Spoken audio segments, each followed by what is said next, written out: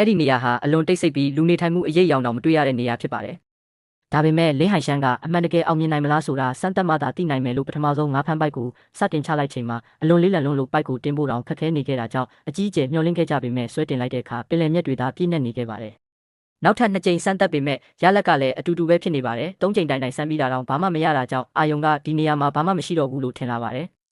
ထို့ပြင်လောင်စာစီကလည်းကုန်ကန်နီးနေပြီးအချိန်မီပြန်မရောက်နိုင်ရင်သူတို့2ယောက်ပင်လယ်ထဲမှာပဲတေဆုံးနိုင်တဲ့အခြေအနေဖြစ်လာပါတယ်။အဖိုးရဲ့လက်ရည်နဲ့မှတ်စုကမှားတာမဟုတ်ပဲသူတို့အသုံးပြုတဲ့နီလန်ကမှားနေတာဖြစ်ပါတယ်။အရေးကြီးတဲ့အချိန်မှာလင်းဟိုင်ရှင်းဟာအဖိုးရဲ့မှတ်စုကိုပြန်လဲသုံးသက်ပြီးလှုပ်ဝက်ချက်ကိုသဘောပေါက်သွားပါတယ်။ပြဿနာကပင်လယ်ရဲ့ဝန်းမဟုတ်ပဲငါးဖမ်းနီလန်လွဲမှားနေတာဖြစ်ပြီးဒီရေနဲ့ area ရဲ့တံမိုးကြီးပင်လယ်စာတွေဟာရေအောက်ခြေမှာပဲရှိနေတာပါ။ဒါကြောင့်အောက်ခြေထိချနိုင်တဲ့ပစွန်လောင်အိမ်ကိုအသုံးပြုဖို့ဆုံးဖြတ်လိုက်ပါတယ်။ပြန်ဆွဲတင်တဲ့အခါအလေးချိန်ကအလွန်ကြီးမားပြီးအောက်မှာကားတစ်စီးတောင်ချိတ်မိနေတယ်လို့ခန်းစားရပါတယ်။သူတို့ရရှိလာတာကပုံမှန်ပင်လယ်စာမဟုတ်ပဲအလွန်တန်ဖိုးကြီးတဲ့အရေးသွေးမြင့်ပင်လယ်စာတွေဖြစ်ပါတယ်။လင်းဟိုင်ရှမ်းကအဖိုးရဲ့မှတ်စုတွေကအချက်လက်တွေမှန်ကန်ကြောင်းနားလည်သွားပါတယ်။အာယုံကဒီလောက်များပြားတဲ့တံမိုးကြီးပင်လယ်စာတွေကိုသူတို့ဘဝတစ်လျှောက်မမြင်ဘူးခဲ့ကြောင်းပြောပြီးဘယ်မှာရောင်းရမလဲဆိုတာမေးပါတယ်။